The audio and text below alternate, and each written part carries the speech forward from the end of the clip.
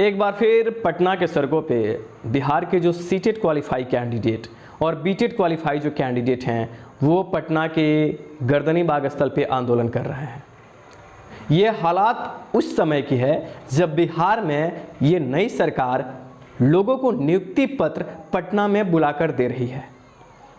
अलग अलग newspaper, television, broadcasting हो रहे हैं कि बिहार के अंदर काफ़ी वैकेंसियाँ, काफ़ी नियुक्तियाँ होने वाली है। और वहीं दूसरी तरफ बिहार में जो शिक्षक के काफ़ी रिक्त पद खाली हैं उनके लिए कहा जा रहा है, आश्वासन दिया जा रहा है कि बहुत जल्द ही आपकी बहाली प्रक्रिया शुरू होने वाली है। कहने का मतलब है कि सरकार एक तरफ बहुत जल्द बहाली प्रक्रिया शुरू करने वाली है, दूसरी तरफ सीटेट और बीटेट के कैंडिडेट रास्ते पे प्रोटेस्ट कर रहे हैं। बिहार की जनता और बिहार के लोगों को सरकार बहुत आसानी से समझाने की कोशिश कर रही है कि हम काफ़ी मात्रा में जॉब देने जा रहे हैं।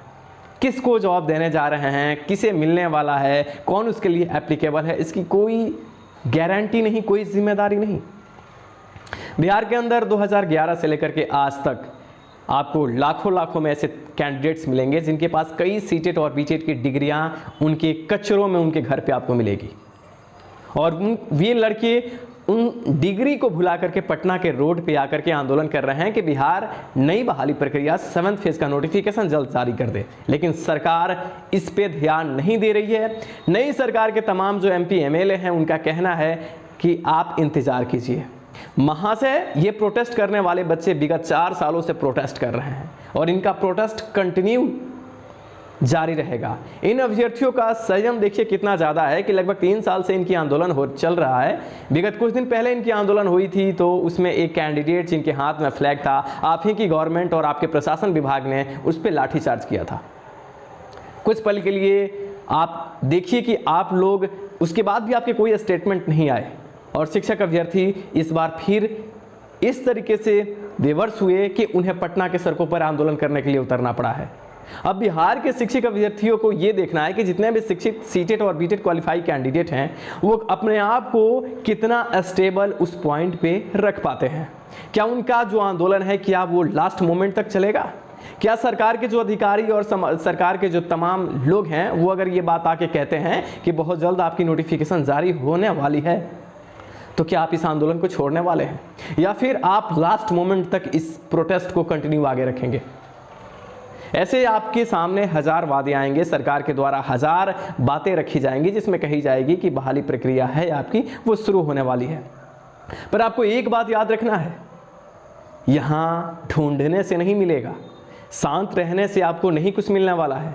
आप अपने आप को किस स्तर तक आगे बढ़ा सकते हैं, आप कहां तक इस विचार को बनाए रखते हैं कि आपकी लड़ाई और आपकी जो ये जॉब की बात है, आपका हक जो जायज़ है वो किस हद तक आप काम करते हैं तो आपको मिलने वाला है।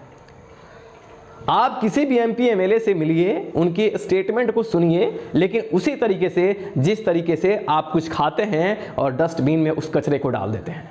हर एक अधिकारियों का आप स्टेटमेंट या फिर MP MLA के स्टेटमेंट सुने, स्टेटमेंट को बस उसी तरीके से कचरे का एक ढेर समझ के उसको फेंक दीजिए। और आपकी लड़ाई एटलीस्ट लास्ट तक होनी चाहिए, लास्ट तक आपको लड़नी चाहिए, जब तक सरकार आपके हित के लिए कुछ नहीं करती है। आप इस बात को अच्छे तरीके से जानते हैं और ये पूरा बिहार की जनता भी जानती है कि बिहार के अंदर ही नहीं, अब सीटेट जो कैंडिडेट क्वालिफाई होते हैं, अब हो रहे हैं, उनकी वैलिडिटी एक तरीके से लाइफ टाइम है। यानी अब जरूरी नहीं है कि आप एक बार सीटेट क्वालिफाई कर गए तो शिक्षक बहाली प्रक्रिया जब भी शुरू होगी आपको मौका मिलेगा। कैंडिडेट्स के तादाद अब काफ़ी ज़्यादा बढ़ने वाले हैं। नियोजन इकाई में भीड़ जो अभी तक थी 6ठे फेज तक वो कम थी, अब काफ़ी ज़्यादा बढ़ने वाली है। बात यहीं ख़त्म नहीं होती, जो नया सीटेट होने वाला है इस सीटेट में उन तमाम इनरोल BEd और DLEd में होने वाले बच्चे को भी मौका मिल रहा है और ये भी आपके साथ एप्लीकेबल होंगे। एक नियोजन में जहां सीटें आपको 50 देखने को मिलेगी वहां 10 से 15,000 या 20,000 भी कैंडिडेट आपको अप्लाई करने वाले मिलेंगे। अगर इस अभी के आप हालात को देखिए, अगर आप इस प्रोटेस्ट को बहुत जल्द अगर ख़त्म कर देते हैं तो आपके सामने समस्याएं इतनी ज़्यादा बढ़ सकती है कि आपके पास ये तो सीटेट खत्म होगा ही, एक और सीटेट हो जाएगा। और ऐसे ऐसे चलता रहा तो आपकी बहाली अगर 24 तक चली जाती है तो आप सोच लीजिए कि अभी तक 60-40 रेशियो होने के बावजूद भी बिहार में जो प्रॉब्लम है वो काफ़ी ज़्यादा बढ़ेगी और बहाली प्रक्रिया में के साथ आपको धीरे धीरे आपकी जो ये रुचि है शिक्षक बनने की वो स्लो डाउन होते चली जाएगी। तो अपनी आखिरी लड़ाई को मंजिल तक पहुंचाने से पहले कदम को रोकना मत। जो सोच के तुम रखे हो उस विचार को किसी के टोकने या समझाने से तुम समझना मत। तुम्हारा जो काम है, तुम्हारे जो लक्ष्य हैं, इसे कंटिन्यू रखो। और तमाम सीटेट बीटेट के कैंडिडेट हैं, काफ़ी लोगों के एज एक्सपायर होने वाले हैं, काफ़ी लोगों का जो आर्थिक स्थिति है काफ़ी ज़्यादा दयनीय है। इन गधों के विचारों के स्टेटमेंट पे ध्यान मत देना। तुम्हारे पास ये स्टेटमेंट आके देंगे कि बहुत जल्दी बहाली होने वाली है। इन गधों की जल्द नहीं होती, एक जाल होता है और इस जाल में अगर तुम फंसना चाहते हो तो फिर कोई अधिकारी या फिर कोई आकर के तुम्हारे सामने स्टेटमेंट देगा तो उसे सुनना और बहुत जल्द तुम्हारी बहाली हो जाएगी। मेरे दोस्त, याद रखना, 100 लड़ाई लड़ने से बेटर है कि एक लड़ाई लड़ो। तुम लोगों में वो क्षमता है, इस लड़ाई को बंद मत करना, आखिरी मुकाम तक पहुंचा दो, वरना भूल जाना सीटेट लाइफ टाइम। डीएलएड और बीएड में अफेयरिंग में अफेयरिंग का बात तो छोड़ दो, सिर्फ इनरोल होने से मौका मिल रहा है। 50,000 कैंडिडेट इस बार फिर बढ़ने वाले हैं। अब आपका जिम्मेदारी है कि आप क्या चाहते हैं, बहाली चाहते हैं या लड़ाई को कंटिन्यू रखना चाहते हैं। लड़ाई को कंटिन्यू मत करो, लड़ाई को ख़त्म करने का काम करो, जिससे तुम्हारी लड़ाई खत्म हो जाए और बहाली प्रोसेस है वो शुरू हो जाए।